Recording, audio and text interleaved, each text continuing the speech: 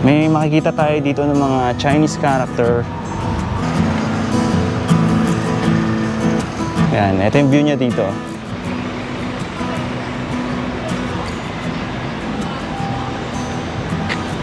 Yan yung dati. Yan. Yan yung dati, yung ano sir. Ito ngayon. Tapos ano to sir, di ba nilaliman siya, no? Nilaliman pa yung... Yan.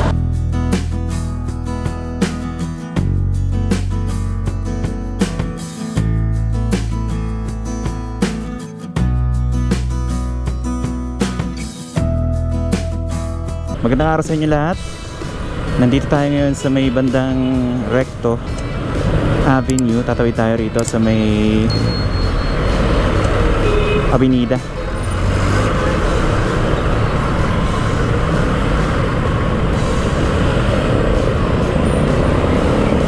Ang pupuntahan natin ngayon ay yung isa sa mga improvements dito. Nililiko tayo rito sa may Ronquillo Street. Dito na sa may parte ng Binondo, Manila.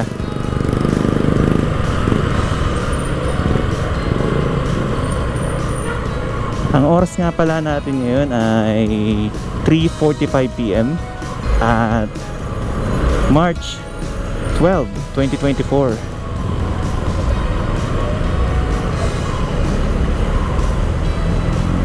Dito tayo rito.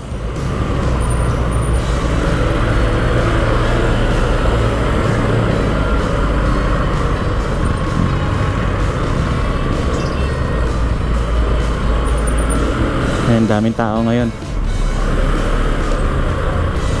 Kadalasan pagka pumupunta kami dito sa may Binondo, dito kami nagpa-park sa gilid. May ano naman, may nagtitikit naman dyan. Tapos dito nga pala sa kaliwa, yung papunta ng Piatti. Kung maalala nyo yung ano, yung sikat na university nung araw. Ito na yung daan papunta ng Escolta Ferry Station sa kaliwa. Dito nga pala yung Dasmariñas Bridge. And tignan natin kung paano tayo makakapasok dyan.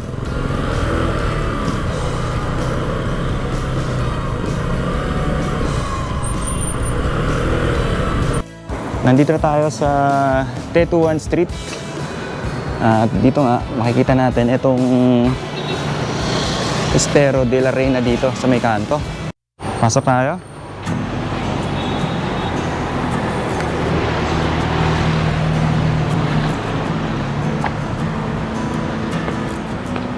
May mga Chinese character tayo nakikita dito. Tapos ang sabi, magtatayo rin daw dito ng parang Chinese temple dito sa part na to. Silipin natin yun dito. Hinahanda pa nila yung mga gagamitin sa pagpapatuloy ng project na to rito.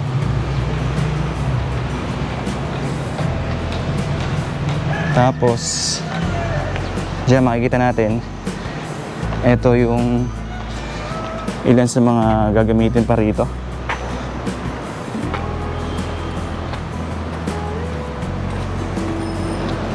Ito yung estero.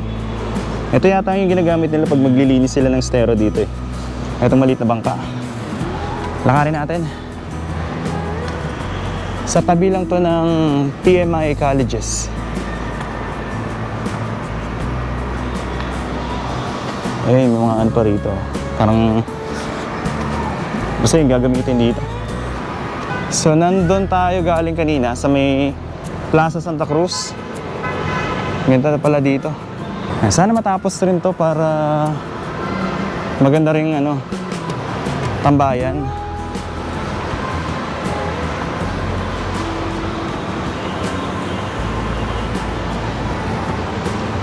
Dito sarado pa eh. So, etong part na to, naka-close pa yan. Pero doon ako dumaan sa may kabila. Ito ano kayang gagawin dito? Parang siyang may ano dito, may space dito sa ano. Ayun.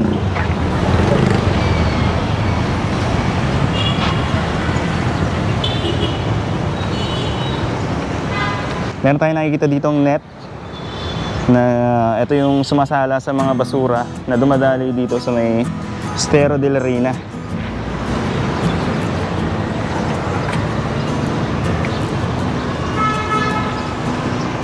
Yeah.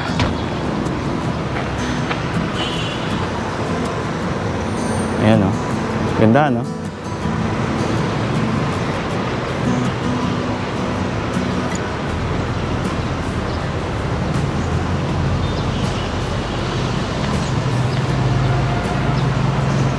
Noong araw daw, etong Estero de la Reina ay maraming mga informal settlers na nakatira dito. So nagkaroon lang dito ng clearing operation at nirelocate yung mga dating mga nakatira dito. Makikita natin dyan, ito yung PMI colleges. Nasa gitna siya ng mga matataas na building dito.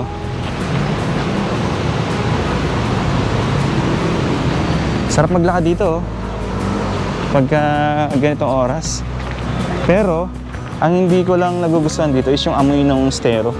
So sana yun ang isa sa mga maano na dito, maayos, kasi makikita natin dyan may mga basura pa dyan.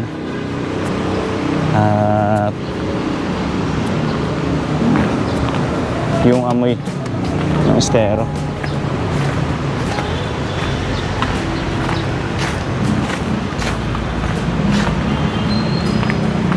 Ngayon nga pala ay March 12, 2024.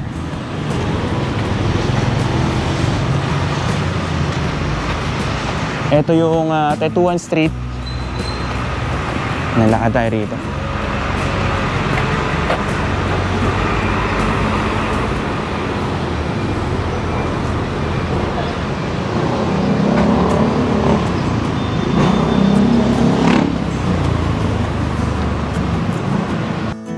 Dito may mga gamit pa na nakahanda na. Sa gilid nitong tulay. Ayan.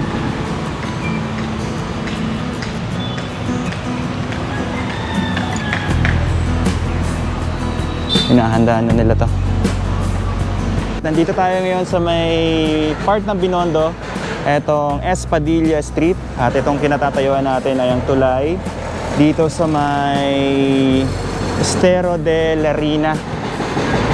At dito makikita natin yung nakalagay dito, nakapaskil dito, construction of retarding basin of Estero de la Reina. Nasa may barangay 290. Ang budget nito ay 93,823,000. Silipin natin yung ginagawa rito na walling dito sa may Estero de la Reina.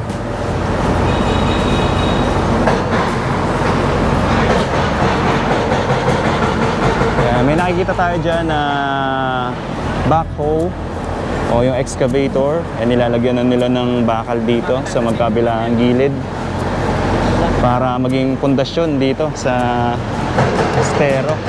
Yan yung dati. Yan. Yan yung dati, yung ano sir? Ito ngayon. Ito na. Ah, okay. So yun yung unang ginawa, yung paglalagay ng bakal sa ano. Ah, okay.